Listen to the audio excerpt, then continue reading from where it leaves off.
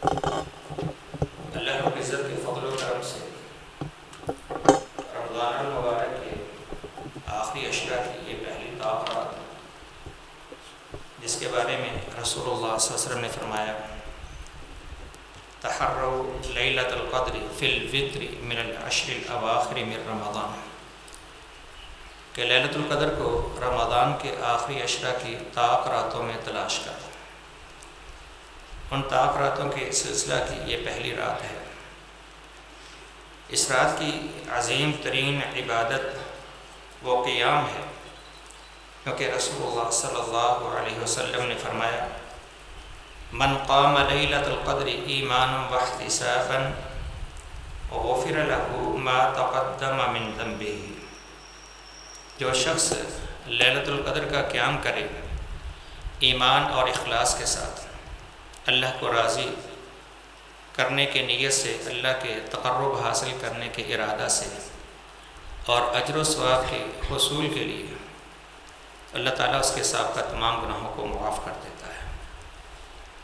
اس رات کا قیام، اس رات کی عبادت وہ 1000 رات سے بہتر ہے لیلۃ القدر کی۔ اللہ رب العزت نے فرمایا لیلۃ القدر خیر من الف شہر، لیلۃ القدر وہ 1000 مہینے سے بہتر ہے، اور یہ رات ان طاق راتوں میں سے ایک ہے۔ عوام الناس میں معروف ہے 27ویں رات، جبکہ 27ویں رات کے لیلۃ القدر ہونے پر کوئی واضح دلیل نہیں ہے، بلکہ رسول اللہ صلی اللہ علیہ وسلم نے ان طاق راتوں، ان 5 راتوں 21، 23، 25، 27 اور 29، ان 5 راتوں کا قیام، ان 5 راتوں کی عبادت، ان 5 راتوں میں اللہ کی اطاعت اور رضا کے اعمال کی تلقین فرمائی ہے۔ اس لیے ہمیں ان تمام راتوں ہی کا اہتمام کرنا چاہیے، اور اس سلسلے کی یہ پہلی رات ہے۔ سیدہ عائشہ رضی اللہ تعالیٰ عنہ نے رسول اللہ صلی اللہ علیہ وسلم سے پوچھا ارأیت ان اجد لیلۃ القدر ما اقول فی، مجھے بتلائیے اگر مجھے لیلۃ القدر کا علم ہو جائے اس میں کیا دعا کروں؟ فرمایا قولی اللہم انک عفو تحب العفو فاعف عنی، اے اللہ تو معاف کرنے والا ہے، معافی کو پسند کرتا ہے، اے اللہ مجھے معاف کر دے۔ یہاں پر 2 باتیں سمجھ آئیں۔ اس رات کا افضل عمل قیام، اور دوسرا اللہ سے استغفار کی دعا ہے، کیونکہ آپ نے قیام کرنے کی تلقین کی، اور سیدہ عائشہ رضی اللہ تعالیٰ عنہ نے جب آپ سے دعا پوچھی تو آپ نے اللہ سے استغفار کرنے کی تلقین فرمائی، اللہم انک عفو تحب العفو فاعف عنی۔ یہ 2 باتیں ہی مطلوب ہیں، ایک تو انسان اللہ سے استغفار کر کے اپنے گناہوں پر معافی چاہے، اور دوسرا اللہ کو راضی کرنے کے لیے قیام کرے، لمبے قیام کرے، قرآن کریم کی تلاوت کرے، اور اتنے لمبے قیام رسول اللہ صلی اللہ علیہ وسلم نے کیے ہیں۔ سیدہ عائشہ رضی اللہ تعالیٰ عنہ فرماتی ہیں کان یقوم حتی تورمت قدمہ، آپ لمبا قیام کرتے حتیٰ کہ آپ کے پاؤں مبارک میں ورم پیدا ہو جاتا، آپ کے پاؤں سوج جاتے ہیں، اتنا لمبا قیام۔ آپ سے کہا کہ آپ اتنا لمبا قیام کیوں کرتے ہیں؟ فرمایا افلا اکون عبدا شکورا، میں اللہ کا شکر گزار بندہ کیوں نہ بنوں؟ آپ سے کہا کہ آپ اتنی تکلیف کیوں اٹھاتے ہیں؟ وقد غفر اللہ لک ما تقدم من ذنبک وما تأخر، جبکہ اللہ نے آپ کی پچھلی اگلی تمام تقصیروں کو پیشگی معاف کر دیا، پھر بھی آپ اتنی تکلیف کیوں اٹھاتے ہیں؟ فرمایا افلا اکون عبدا شکورا۔ ذرا اندازہ کیجئے کہ رسول کائنات علیہ السلام اللہ کے شکر کے اظہار کے لیے اتنا لمبا قیام کرتے تھے، اور ہم جیسے عاصی نافرمان جو شب و روز سیاہکاریوں میں، گناہوں میں گزارتے ہیں، انہیں کس قدر زیادہ قیام، عبادت اور ریاضت کی ضرورت ہے اپنے رب کو راضی کرنے کے لیے۔ 2 عبادتیں ہیں اس رات کی، قیام کریں، بھرپور قیام کریں، امام کے پیچھے بھی قیام کریں، اکیلے میں قیام کریں، اور قیام لمبا کرنے کی کوشش کریں۔ جن کو قرآن کریم یاد ہے زبانی پڑھے، جن کو نہیں یاد قرآن کریم اٹھا لے اور دیکھ کر تلاوت کرے، لمبا قیام کرے۔ لمبی قرات کی کھڑے ہونے پر اگر استطاعت نہیں ہے تو بیٹھ کر لمبی قرات کریں، بیٹھ کر لمبی قرات کریں، کچھ آیات کھڑے ہو کر پڑھیں اور پھر رکوع اور کھڑے ہو کر کریں اور سجدہ کریں۔ رسول اللہ صلی اللہ علیہ وسلم سے رات کی نماز میں یہ انداز بھی ثابت ہے۔ آپ کی آخر عمر میں جب آپ سے بہت لمبا قیام نہ ہوتا تھا تو سیدہ عائشہ رضی اللہ تعالیٰ عنہ فرماتی ہیں آپ بیٹھ کر آغاز کرتے اور پڑھتے رہتے حتیٰ کہ آپ کے قیام کی جب 30-40 آیات بچ جاتی پھر آپ کھڑے ہو جاتے، ان کو کھڑے ہو کر تلاوت فرماتے اور کھڑے ہو کر آپ رکوع کرتے، پھر آپ سجدہ کرتے اور دوسری رکعت میں بھی آپ ایسے کرتے۔ ہم سال بھر تو نہیں کرتے، کم از کم رمضان کی راتوں میں تو کر سکتے ہیں، اور ان راتوں میں سے ان طاق راتوں میں ہم کیوں محروم رہیں؟ من قام لیلۃ القدر ایمانا واحتسابا غفر له ما تقدم من ذنبه۔ تو اس رات کی عظیم ترین عبادت وہ قیام ہے۔ قیام کیجئے، امام کے پیچھے کیجئے، اکیلے کیجئے، تنہائی میں کیجئے، خلوت میں کیجئے، اپنے رب کے سامنے لمبے قیام کر کے اپنے رب کو راضی کیجئے اور استغفار کثرت سے کریں۔ اللہم انک عفو تحب العفو فاعف عنی، یہ دعا کثرت سے پڑھیں۔ استغفار ہمارے لیے بہت ضروری ہے۔ رسول اللہ صلی اللہ علیہ وسلم نے استغفار کی بڑی تلقین فرمائی۔ آپ فرمایا کرتے تھے یا ایھا الناس توبوا الی ربکم واستغفروا لہ فانی استغفر الی ربی کل یوم 70 مرہ او 100 مرہ۔ آپ فرماتے لوگوں اللہ سے توبہ استغفار کثرت سے کیا کرو، میں روزانہ اپنے رب سے 70 مرتبہ یا 100 مرتبہ استغفار کرتا ہوں۔ رسول اللہ صلی اللہ علیہ وسلم استغفار کرتے تھے رفع درجات کے لیے، اللہ کے تقرب کے لیے، کیونکہ استغفار بذات خود ایک عبادت ہے۔ استغفار کے لیے ضروری نہیں کہ پہلے گناہ کیے ہوں پھر انسان استغفار کرے۔ رسول اللہ صلی اللہ علیہ وسلم گناہ آپ سے سرزد نہیں ہوتے تھے، پھر بھی آپ استغفار کرتے تھے، کیونکہ استغفار اللہ کے تقرب کے لیے، رفع درجات کے لیے مستقل عبادت ہے۔ اور استغفار کے بڑے ثمرات و فوائد ہیں۔ فَقُلْتُ اسْتَغْفِرُوا رَبَّكُمْ إِنَّهُ كَانَ غَفَّارًا يُرْسِلِ السَّمَاءَ عَلَيْكُمْ مِدْرَارًا وَيُمْدِدْكُمْ بِأَمْوَالٍ وَبَنِينَ وَيَجْعَلْ لَكُمْ جَنَّاتٍ وَيَجْعَلْ لَكُمْ أَنْهَارًا۔ انسان اپنے رب کو راضی کرے استغفار کر کے، اللہ آسمان سے برکتوں کے دروازے کھول دیتا ہے۔ اللہ زمین پہ ثمرات، پھل، میوے، اولاد جیسی نعمتیں اور ہر قسم کی سہولتیں اور مال اور اپنی برکتیں عطا کرتا ہے۔ استغفار کے ثمرات و فوائد ہیں۔ تو رسول اللہ صلی اللہ علیہ وسلم بڑی کثرت سے استغفار کرتے ہیں رفع درجات کے لیے، اپنے رب کو راضی کرنے کے لیے۔ آپ نے اپنی امت کو کثرت سے استغفار کرنے کی تلقین فرمائی، اور ان لوگوں کے لیے استغفار تو لازم ہے جو گناہ کرتے ہوں، جو فتنوں کی زندگی گزارتے ہوں۔ آج ہماری زندگیاں وہ فتنوں سے بھری ہوئی ہیں، کوئی جتنا بھی متقی پرہیزگار ہو وہ فتنوں سے محفوظ نہیں ہے۔ ہمارے گھر میں فتنے، ہمارے کاروبار میں فتنے، ہمارے معاملات میں فتنے، جھوٹ کثرت سے، وعدہ خلافی بڑی شدت کی، امانت میں خیانت بے پناہ، نظر کا حرام استعمال الحفیظ والامان، کانوں کا حرام استعمال، اس کی کوئی انسان لمٹ نہیں ہے۔ بہت فتنوں میں ہم گھرے ہوئے ہیں، ہر وقت ہمارے آس پاس فتنے، اور فتنہ ہر ایک ہی جیب میں ہے، ہر ایک ہی جیب میں۔ یہ فتنہ ہے، بہت بڑا فتنہ، اور اکثر لوگ اس کا گناہوں میں استعمال کرتے ہیں، اکثر لوگ اس کا اللہ کی معصیت میں استعمال کرتے ہیں۔ تو جو لوگ فتنوں میں گھرے ہیں، جو دن رات اللہ کی معصیت اور نافرمانی میں، جیسے ہی آپ اس فتنے کو اوپن کرتے ہیں، موبائل کھولتے ہیں، واٹس ایپ اور فیس بک اکثر لوگ استعمال کرتے ہیں۔ فیس بک کھولی، سامنے فوری عورتوں کی تصویریں ہیں، آپ جتنے بھی بادشاہ ہیں، آپ نے کوئی ایسی چیز لائک نہیں کی، نہ آپ کو انٹرسٹ ہے چیزوں میں، پھر بھی وہ سب سامنے آتا ہے۔ یہ کتنا بڑا فتنہ ہے۔ ہر ایک کا فیس بک اکاؤنٹ بنا ہوا اور کثرت سے دیکھتے ہیں، کثرت سے دیکھتے ہیں۔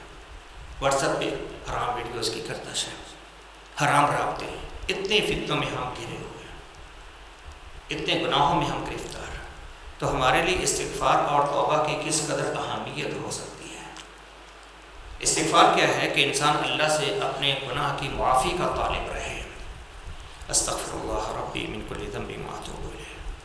کوئی بھی الفاظ استغفار کے آپ اللہ کے ہاں دل کی گہرائی سے پڑھیں. اللہ کو منانے کے لیے کوئی بھی الفاظ پڑھیں، عربی میں پڑھیں، اپنی زبان میں پڑھیں. اللہ وہ معاف کرنے والا ہے، وہ غفور الرحیم ہے. سید الاستغفار پڑھیں، صبح شام اپنے اذکار میں اس کو شامل کریں. اللہم انت ربی لا الہ الا انت خلقتنی وانا عبدک وانا علی عہدک ووعدک ما استطعت. کتنا عظیم اللہ کے سامنے اپنی عاجزی بے بسی کا اظہار بھی ہے اور اللہ کے توکل کا اظہار بھی ہے. وَأَنَا لَعَهْدِكَ وَوَعْدِكَ مَا اسْتَطَعْتُ. اللہ تیرے عہد و وعدے کی پاسداری کر رہا ہوں اپنی استطاعت کی حد تک. اعوذ بک من شر ما صنعت. اللہ جو عمل کرتا ہوں اس کے شر سے بھی تیری پناہ چاہتا ہوں. ابوء لک بنعمتک علی. اللہ تیرے گناہ تیری تمام نعمتوں کا اعتراف کرتا ہوں. وابوء بذنبی. اللہ اپنے گناہوں کا بھی اعتراف کرتا ہوں. فاغفر لی فانہ لا یغفر الذنوب الا انت. اللہ کے سامنے بے بسی عاجزی کا اظہار کرو، اپنے گناہوں پر رویا کرو. صبح و شام اللہ کے سامنے اعتراف جرم کر کے اس سے معافی چاہو. اسے استغفار کر. اٹھتے بیٹھتے انسان استغفار کرے. کسی بھی مجلس سے اٹھے کفارہ مجلس کی دعا پڑھے. سبحانک اللہم بحمدک اشہد ان لا الہ الا انت استغفرک واتوب الیک. مجلس سے اٹھے کفارہ مجلس کی دعا پڑھے. ہماری مجلسیں کس نوعیت کی ہیں؟ ہماری دکانوں میں ہماری مجلس کیسے ہوتی ہے؟ ہمارے دوستوں میں ہماری مجلس کیسی ہوتی ہے؟ ہماری فیملی کے ساتھ ہماری مجلس کیسی ہوتی ہے؟ ہمارے شب و روز کے مشاغل کیا ہیں؟ لیکن کیا کبھی ہم نے استغفار کی زحمت کی؟ جو بھی کسی مجلس میں، مجلس کیا ہوتی ہے؟ فیملی کے ساتھ بھی ہم بیٹھتے ہیں وہ ایک مجلس ہے. کاروبار میں بیٹھتے ہیں وہ ایک مجلس ہے. اپنے دوست و احباب میں بیٹھتے ہیں وہ ایک مجلس. حتیٰ کہ مسجد میں آپ بیٹھتے ہیں کچھ لوگ بات چیت کرنے کو، وہ بھی ایک مجلس ہے. وہاں بھی آوازیں اونچی ہو جاتی ہے، مسجد کے آداب کی خلاف ورزی بھی ہو جاتی ہے، کوئی زبان کی غلطی بھی ہو جاتی ہے. تو پھر کم از کم کفارہ مجلس کی دعا یاد رہے اور یہ دعا پڑھ کے اٹھیں تاکہ اللہ تعالیٰ مجلس کی تقصیروں کو معاف کرتے ہیں. استغفار کی ہمیں ہر وقت ضرورت ہے، اور جو لوگ فتنوں میں گھرے ہوں ان کو استغفار کی کتنی ضرورت ہے اس کی اہمیت کا آپ خود اندازہ کیجیے. توبہ کی ہمیں ضرورت ہے. توبہ کیا ہوتی ہے؟ توبہ تاب یتوب الا من تاب وآمن وعمل عملا صالحا. تاب یتوب توبہ رجوع کرنے کو کہتے ہیں، واپس لوٹنے کو کہتے ہیں. یعنی انسان ایک طرف جا رہا ہے وہاں سے واپس آ جائے، اسے توبہ کہتے ہیں. انسان گناہ میں گیا واپس لوٹ آئے، غلطی کی ہے واپس آ گیا، اب دوبارہ اس طرف نہیں جانا، اسے توبہ کہتے ہیں. توبہ استغفار سے ایک پکے عزم کی اور ایک عظیم اللہ کے ساتھ لگن کی دلیل ہے. توبہ میں انسان اگر کوئی گناہ ہو جائے، کوئی غلطی ہو جائے تو وہاں سے اللہ کی طرف واپس لوٹتا ہے. اور توبہ کا سب سے بہترین انداز یہ ہے کہ انسان باوضو ہو، 2 رکعت نماز پڑھے. جیسے سیدنا ابو بکر رضی اللہ تعالیٰ عنہ بیان کرتے ہیں کہ رسول اللہ صلی اللہ علیہ وسلم نے فرمایا جو شخص بھی گناہ کر لے، ما من عبد یذنب ذنبا ثم یقوم فیتوضا فیصلی رکعتین ثم یستغفر اللہ تعالیٰ الا غفر اللہ له او کما قال. جو شخص بھی گناہ کر لے اسے چاہیے کہ واپس لوٹے، فوری اپنے رب کی طرف آئے. دل میں یہ احساس ہو کہ گناہ اور غلطی ہوئی ہے اور رب کے پاس واپس جانا ہے. آج ہی واپس چلا جاؤ، کل تو جانا ہی ہے. الی اللہ مرجعکم جمیعا ثم ینبئکم بما کنتم تعملون.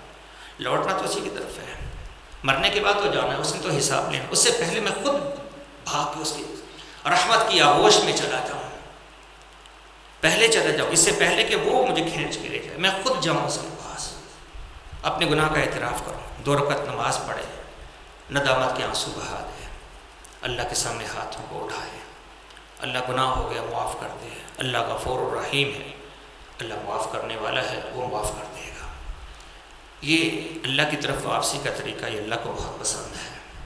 اور توبہ میں جو ضروری شرائط ہیں ان کا خیال رکھنا بہت ضروری ہے.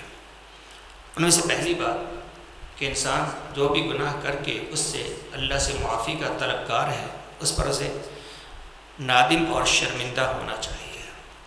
دل میں ندامت اور شرمندگی ہو، دل کڑتا ہو، دل میں گھٹن ہو، اور دل میں اتنی پریشانی ہو، اتنی شرمندگی ہو کہ کیا کر ڈالا میں نے، اپنے رب کی نافرمانی کر دی، اپنے محبوب علیہ رسول علیہ صلوٰۃ والسلام کی نافرمانی کر ڈالے، کس منہ سے آپ کے سامنے اللہ کے سامنے پیش ہوں گا، کیسے میں حوض کوثر پہ پہنچوں گا، وہاں مجھے کون پانی پلائے گا، مجھے کون پوچھے گا، اللہ کے دربار میں میرا حساب کیسا ہوگا۔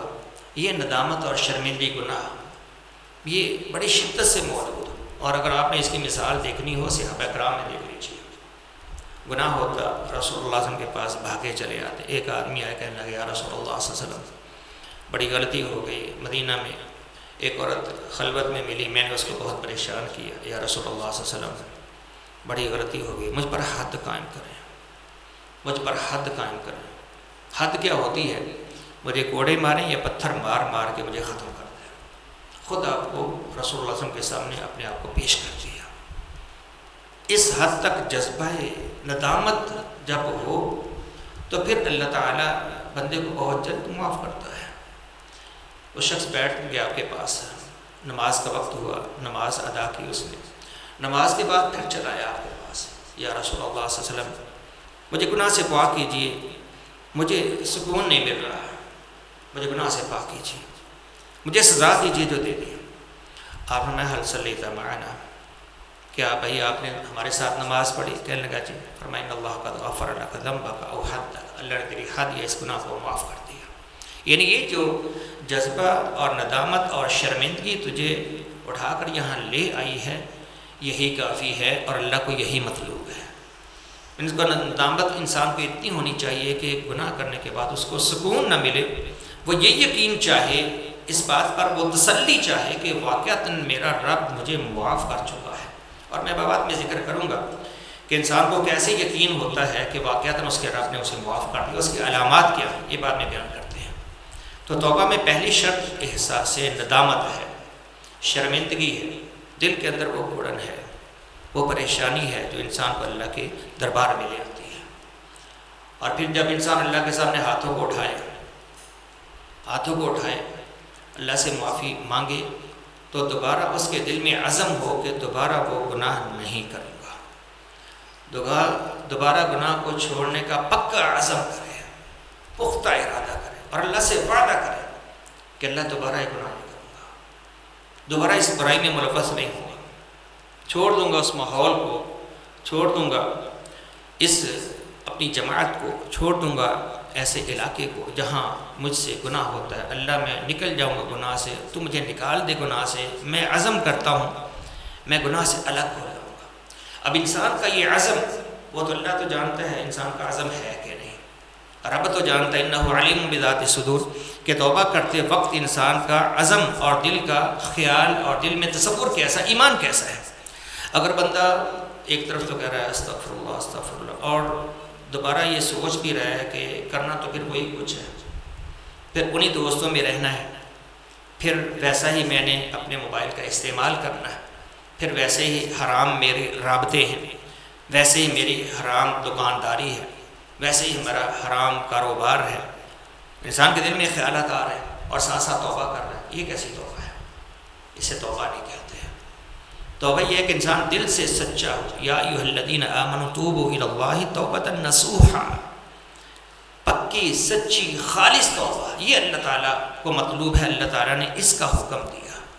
انسان عزم کرے، پختہ عزم کرے، اور اس عزم میں سچا تب ہو سکتا ہے جب وہ توبہ کے لیے وہ تمام اسباب و وسائل کو استعمال کرے جو اس کو توبہ میں پکا کر دے، خالص بنا دے۔ اور یہاں پر ایک بات میں پوری وضاحت سے کہنا چاہوں گا کہ توبہ میں خلوص اور توبہ میں مخلص اور پکے ہونے میں یہ شرط ہے کہ انسان برائی کے ماحول کو چھوڑ دے، جس وجہ سے وہ گناہ ہوتا ہے ان اسباب سے الگ ہو جائے۔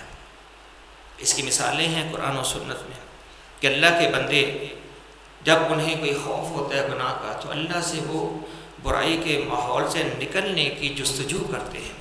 سیدنا یوسف علیہ السلام کا واقعہ وہ آپ نے سن رکھا ہے، قرآن نے اس کو تفصیل سے بیان کیا، اس میں ہمارے لیے بڑی عبرتیں ہیں۔ وہاں پر جب عزیز مصر کی بیوی بلکہ مصر کی دیگر شاہبی بیگمات نے جناب یوسف علیہ السلام کو پریشان کرنا شروع کیا، اور عزیز مصر کی بیوی جب ڈٹائی پر اور بے شرمی پر اتر گئی، کہنے لگی قالت فذالکن الذی لمتننی فیہ وَلَقَدْ رَاوَدتُّهُ عَن نَفْسِهِ فَاسْتَعْصَمَ وَلَئِن لَّمْ يَفْعَلْ مَا آمُرُهُ لَيُسْجَنَنَّ وَلَيَكُونَنَّ مِنَ الصَّاغِرِينَ کہ اگر یوسف نے میری بات نہ مانی میں اس کو جیل میں ڈلوا دوں گی، اسے میری بات ماننی پڑے گی۔ دیگر عورتیں بھی اس کے ساتھ شریک ہو گئی۔ ایک بہت بڑا فتنہ حضرت یوسف علیہ السلام کے لیے ایک بڑا ماحول کریٹ ہو گیا برائی کا، بے حیائی پر اکسانے والی پہلے ایک عورت تھی، کئی عورتیں ساتھ شامل ہو گئی۔ حضرت یوسف علیہ السلام نے اب اللہ کے لیے مخلص تھے، اللہ کے ساتھ وہ خالص تھے، وہ انبیاء کرام کے خاندان سے تعلق رکھتے تھے، الکریم ابن الکریم ابن الکریم ابن الکریم، وہ معزز شخصیت، ایک نبی کے بیٹے ہیں، نبی کے پوتے ہیں، نبی کے پڑپوتے ہیں۔ جناب یوسف علیہ السلام کا نسب کسی کا نہیں ہے۔ اللہ سے دعا کی قال رب السجن احب الی مما یدعوننی الیہ وَإِلَّا تَصْرِفْ عَنِّي كَيْدَهُنَّ أَصْبُ إِلَيْهِنَّ وَأَكُن مِّنَ الْجَاهِلِينَ۔ اللہ اکبر۔ یوسف علیہ السلام جیسا عالی النسب، ویسا ایک معصوم اللہ کی طرف سے حفاظت پانے والا نبی کہتا ہے اے اللہ مجھے اس ماحول سے نکال، اللہ مجھے جیل زیادہ محبوب ہے، اس ماحول سے اللہ مجھے جیل محبوب ہے۔ جیل میں کتنی سختیاں ہوتی ہیں، جیل میں کتنی پریشانیاں ہوتی ہیں، جیل کتنی انسان کے لیے اذیت ناک ثابت ہوتی ہے، لیکن یہ اللہ کا مخلص بندہ خود جیل میں جانے کی دعا کر رہا ہے۔ رب السجن احب الی مما یدعوننی الیہ، اور فرمایا وَإِلَّا تَصْرِفْ عَنِّي كَيْدَهُنَّ أَصْبُ إِلَيْهِنَّ، اپنی کمزوری کا اعتراف کیا، اللہ اگر ان کے مکر و فریب کو مجھ سے دور نہ کیا، اللہ میں ان کی طرف مائل ہو سکتا ہوں، وَأَكُن مِّنَ الْجَاهِلِينَ، اللہ میں جاہلین میں سے ہو جاؤں گا، اللہ نکال مجھے یہاں سے۔ فَاسْتَجَابَ لَهُ رَبُّهُ فَصَرَفَ عَنْهُ كَيْدَهُنَّ، اللہ نے دعا قبول کی اپنے مخلص بندے کی، عورتوں کو دور کیا اور جیل بھیج دیا۔ جو اللہ کے ساتھ مخلص ہوتا ہے وہ برائی کے ماحول سے نکلتا ہے، خواہ کتنے بھی اذیت کے ماحول میں اس کو جانا پڑے، اسے اس بات کی پرواہ نہیں، وہ برائی کے ماحول سے نکلتا ہے۔ حضرت یوسف علیہ السلام کے واقعہ میں ہمارے لیے بڑا درس عبرت ہے، اور جو مخلص ہو کچھ قربانی تو دینا پڑتی ہے، قربانی تو دینا پڑتی ہے، اور اللہ کے لیے کچھ چھوڑنا پڑتا ہے۔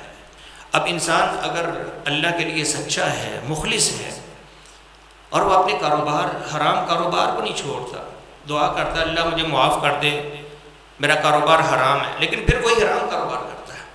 اللہ معاف کر دے، سود کا لین دین ہے، لیکن وہی اس کا لین دین ہے۔ اللہ معاف کر دے، میری غلط دوستوں سے دوستی کی وجہ سے میں حرام کا ارتکاب کرتا اور ان سے دوستی ختم نہیں کرتا۔ اللہ معاف کر دے، میرے موبائل کا حرام استعمال ہے اور موبائل کو نہیں چھوڑتا۔ اللہ میرے حرام رابطے ہیں اور حرام رابطے ختم نہیں کرتا۔ معمولی قربانی دینے کو تیار نہیں ہے، بندہ مخلص نہیں، یہ جھوٹا ہے، یہ جھوٹا ہے۔ پروردگار انہ علیم بذات الصدور، توبہ ایسے قبول نہیں ہوتی، یہ تو مذاق بن کے رہ جاتا ہے، اور انسان کے ماحول پر اس پر بڑے گہرے اثرات ہوتے ہیں۔ کوئی یہ نہ کہے کہ میرے اندر بڑی خود اعتمادی ہے، بڑا ایمان ہے، بڑا اعتماد ہے، میں تو برائی کی مجلس میں بھی بچ جاتا ہوں، یہ کہنا بہت بڑا شیطان کا فریب ہے۔ رسول اللہ صلی اللہ علیہ وسلم نے فرمایا مثل الجلیس الصالح والجلیس السوء کحامل المسک ونافخ الکیر، برے ہم مجلس کی مثال اور اچھے ہم مجلس کی مثال ایسے ہے جیسے کوئی خوشبو اور عطر فروش ہو اور دوسرا بھٹی میں آگ جلانے والا۔ فحامل المسک اما ان یحذیک واما ان تبتاع منہ واما ان تجد منہ ریحا طیبہ، جو عطر فروش اور خوشبو بیچنے والا، اس کے پاس آپ بیٹھتے ہیں، آپ اسے خریدیں گے یا آپ کو کچھ ویسے خوشبو لگا دے گا یا آپ وہاں سے اچھی خوشبو لے کر نکلیں گے۔ وَنَافِخُ الْكِيرِ إِمَّا يُحْرِقَ ثِيَابَكَ وَإِمَّا تَجِدَ مِنْهُ رِيحًا خَبِيثًا، اور بھٹی میں آگ دھونکنے والا، یا تیرے کپڑے جلیں گے یا وہاں سے دھوئیں کی بدبو لے کر اٹھو گے۔ سگریٹ نوشوں کی محفل اختیار کرنے والے سگریٹ نوش بن جاتے ہیں، حرام کاروں کی محفل رکھنے والے حرام کار بن جاتے ہیں، حرام خوروں کی محفل میں جانے والے ویسے بن جاتے ہیں، آوارہ مزاج لوگوں سے دوستیاں رکھنے والے آوارہ مزاج ہوتے ہیں، اچھے لوگوں کی مدد سے اختیار کرنے والے ان پر اچھائی غالب ہوتی ہے۔ اس لیے انسان کے ماحول کا اس پر بڑا گہرا اثر ہے۔ جو اللہ کے لیے مخلص ہے اس کے لیے اپنے ماحول کو تبدیل کرنا بہت ضروری۔ قرآن نے کیا کہا؟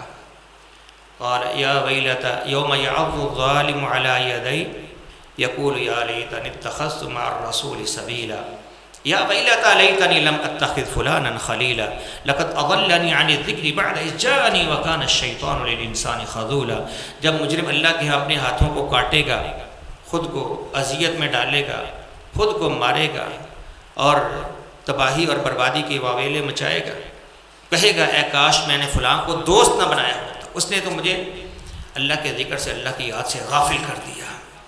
بڑے پاکیزہ اور اچھی سیرت کے بچے جب برے لڑکوں کی مجلس میں بیٹھتے ہیں برباد ہو جاتے ہیں، بڑے اچھے اور نمازی جب بے نمازیوں اور آوارہ مزاج لوگوں کے ساتھ بیٹھتے ہیں ویسے ہو جاتے ہیں، اچھے کاروبار اور حلال کی تمنا کرنے والے جب برائی اور حرام کے رسیہ لوگوں کے ساتھ بیٹھتے ہیں ویسا کاروبار کرنے لگتے ہیں۔ اگر انسان اپنی توبہ میں مخلص ہو تو پھر کچھ قربانی دینا پڑے گی، اس ماحول کو چھوڑنا پڑے گا، اور وہ 99 شخصوں کے 99 آدمیوں کے قاتل کا واقعہ تو آپ لوگوں کو معلوم ہے، جو رسول اللہ صلی اللہ علیہ وسلم نے عبرت کے لیے ہمارے لیے بیان کیا۔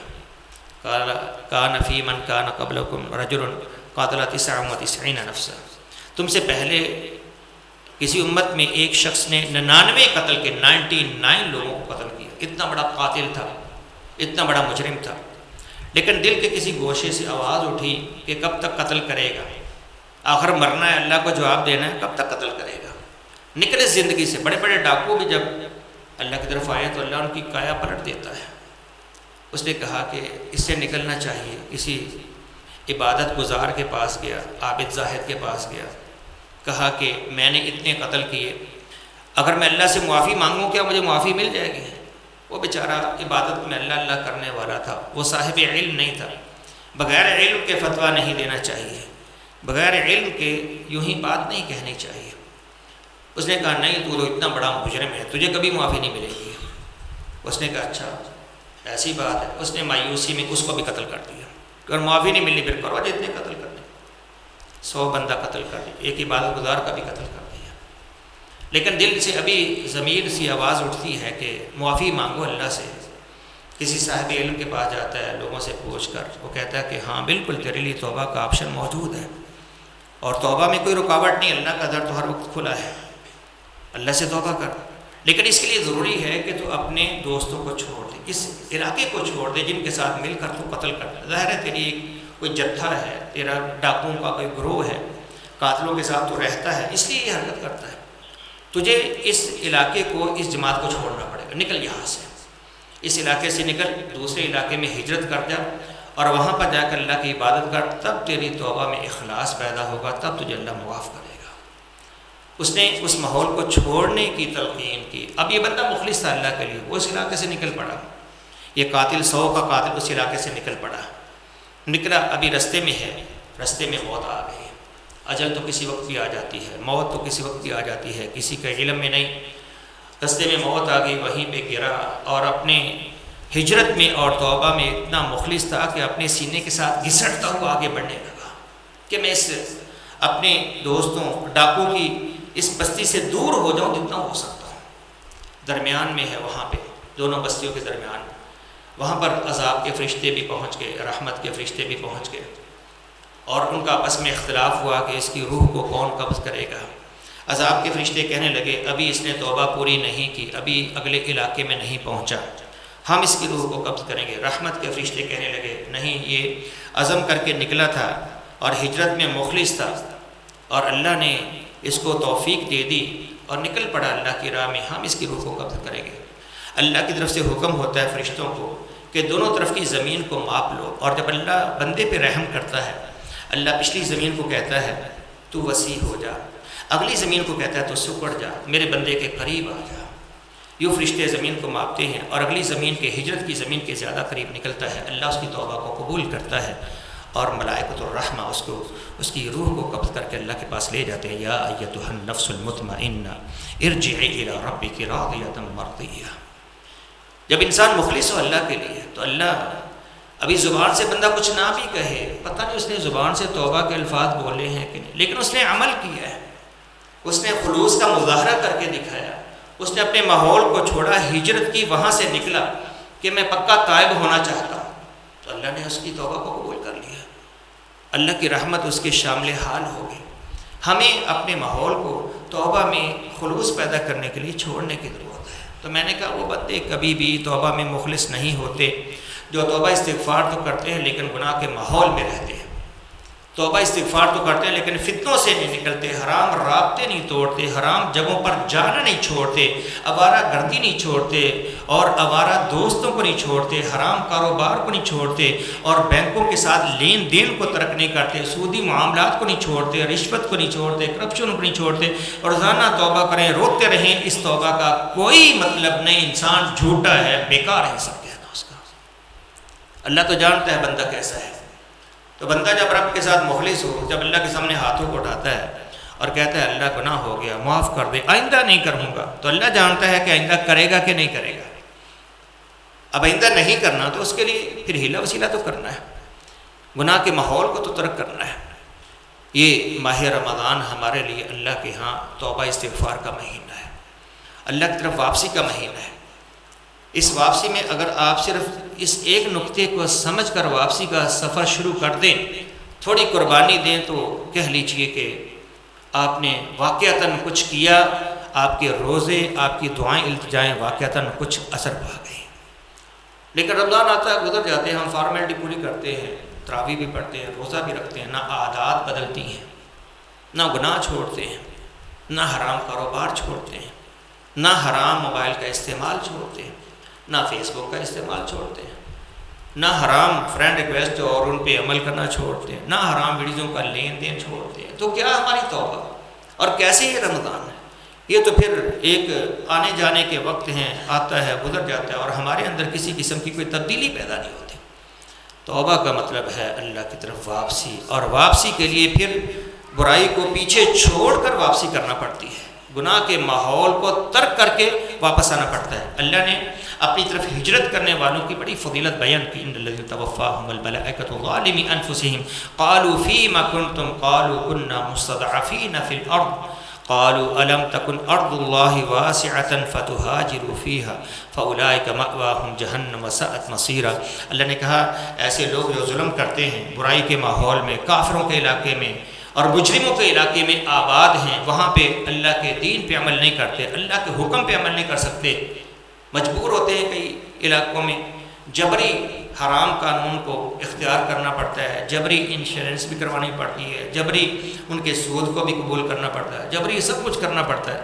فرشتے روح قبض کر رہتے ہیں اور کہتے ہیں فیما کنتم، تمہارے کیسے حالات ہیں؟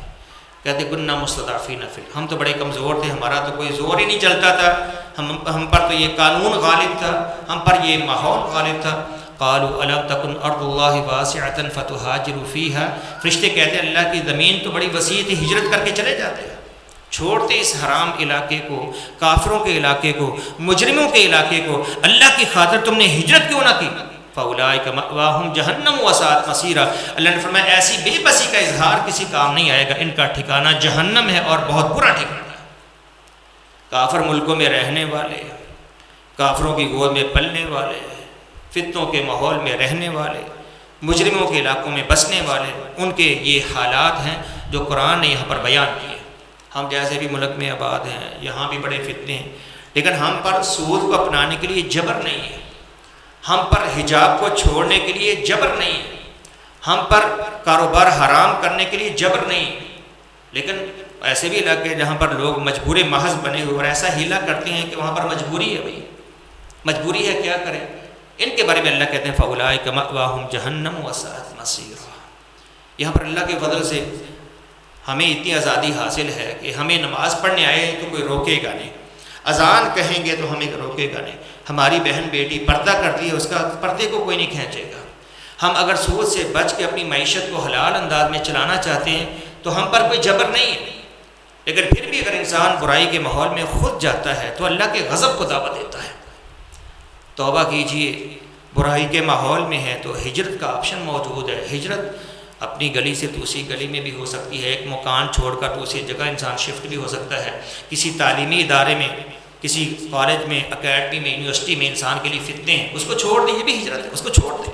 کیوں برائی کے ماحول میں بیٹھا ہے جہاں پر اس کے حرام رابطے شروع ہو گئے اور جہاں پر وہ حرام میں الجھا ہوا ہے؟ ہمارے تعلیمی ادارے کیسے ہیں اور ہماری یہ کالج یونیورسٹیاں کیسی ہیں، یہ تو کسی کو بتلانے کی، اس پر بحث کرنے کی ضرورت نہیں۔ اور جو اللہ کے لیے مخلص ہیں چھوڑیں سب کو، یہ تعلیم ہمارے لیے ضروری نہیں، ہمارے لیے حیا، ہمارے لیے حجاب اور اللہ کے دین کی، اللہ کی شاعر کی احترام اور پابندی ہمارے لیے ضروری ہے۔ تو توبہ میں مخلص لوگ وہ کبھی برائی کے ماحول میں نہیں رہتے، اور ایسے لوگ توبہ میں مخلص نہیں ہوتے جو برائی کے ماحول میں بھی رہیں اور اسی ماحول میں جائیں اور رہنا پسند بھی کریں اور پھر توبہ بھی کرتے رہیں۔ یہ کیسی توبہ، یہ توبہ نہیں ہوتی۔ اس لیے توبہ میں یہ پکی شرط ہے توبۃ النصوح میں کہ انسان برائی کے ماحول کو چھوڑ دے، اس کے لیے کوشش تو کرے، اس کے لیے تھوڑی قربانی تو دے، اللہ کی طرف لوٹنے کے لیے تھوڑا واپس ہو آئے۔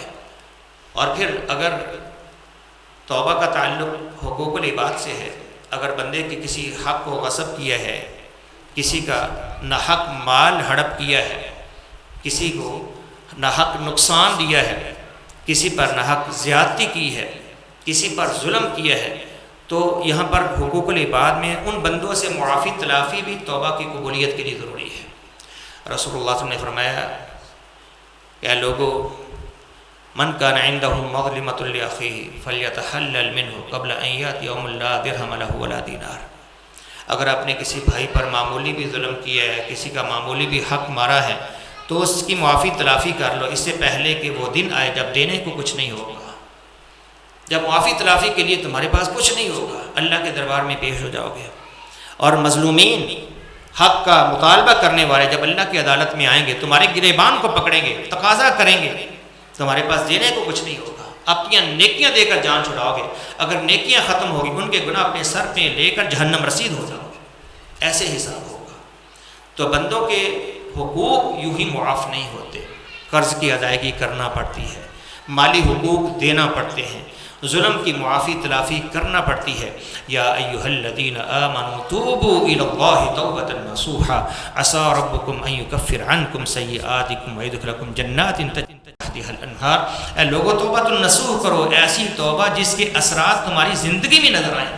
اللہ نے جب عباد الرحمن کے اوصاف بیان کرتے ہوئے فرمایا کہ میرے بندے وہ قتل سے، بدکاری سے، شرک سے بچتے ہیں اور ان کے قریب نہیں جاتے، ہاں اگر ایسا ارتکاب ہو جائے تو فرمایا الا من تاب وآمن وعمل عملا صالحا فاولئک یبدل اللہ سیئاتہم حسنات۔ اگر کسی سے ایسا گناہ ہو جائے تو پھر واپس لوٹ آئے، توبہ کر لے، اپنے ایمان میں مخلص ہو جائے اور آئندہ زندگی میں نیک اعمال کرے۔ اب میں آپ کو بتاتا ہوں کہ توبہ کی قبولیت کا ہمیں پتہ کیسے چلے گا۔ توبہ کی قبولیت کا علم بندے کو دنیا میں ایسے ہوتا ہے کہ اس کی آئندہ کی زندگی پہلی زندگی سے بہتر ہو جائے، وہ گناہ سے نکل آئے، اس کی آئندہ کی زندگی پہلی زندگی سے بہتر ہو جائے، اسے محسوس ہو کہ واقعتاً میں بدل گیا ہوں، میرے اندر تبدیلی آ گئی ہے۔ واقعتاً بندے کو تو پتہ چل جاتا ہے، خود اپنے آپ کو ہر کوئی جانتا ہے، اللہ بھی جانتا ہے بندے کو، لوگ بھی اپنے آپ کو جانتے ہیں، تو بندے کو علم ہو کہ واقعتاً میرے اندر تبدیلی آئی۔ اللہ نے فرمایا الا من تاب وآمن وعمل عملا صالحا، توبہ کرے، ایمان میں مخلص ہو اور نیک اعمال آئندہ زندگی میں کرے تو اللہ کتنا بڑا انعام دیتا ہے۔ فاولئک یبدل اللہ سیئاتہم حسنات، اللہ تعالیٰ ان کے گناہوں کو بھی نیکیوں میں بدل دے گا۔ وکان اللہ غفورا رحیما۔ بڑی مبارک ساعات ہیں، یہ رات بڑی قیمتی ہے، یہ طاق راتیں ساری بڑی قیمتی ہیں، ان کو توبہ استغفار میں، اللہ کی طرف واپسی میں غنیمت جانیں اور توبہ میں مخلص ہو کر توبہ کریں، حرام ماحول سے نکلیں، برائی کے ماحول سے نکلیں، تھوڑی قربانی دینا سیکھیں، اللہ کے لیے قدم اٹھائیں، اللہ کی طرف بڑھیں۔ اللہ کی رحمت اپنے بندوں کا استقبال کرنے کو تیار ہے، اور وہ پروردگار تو ہر وقت اپنی رحمت کے دروازے کھولے بیٹھا ہے۔ قل یا عبادی الذین اسرفوا علی انفسہم لا تقنطوا من رحمت اللہ ان اللہ یغفر الذنوب جمیعا انہ هو الغفور الرحیم۔ وآخر دعوانا ان الحمد للہ رب العالمین۔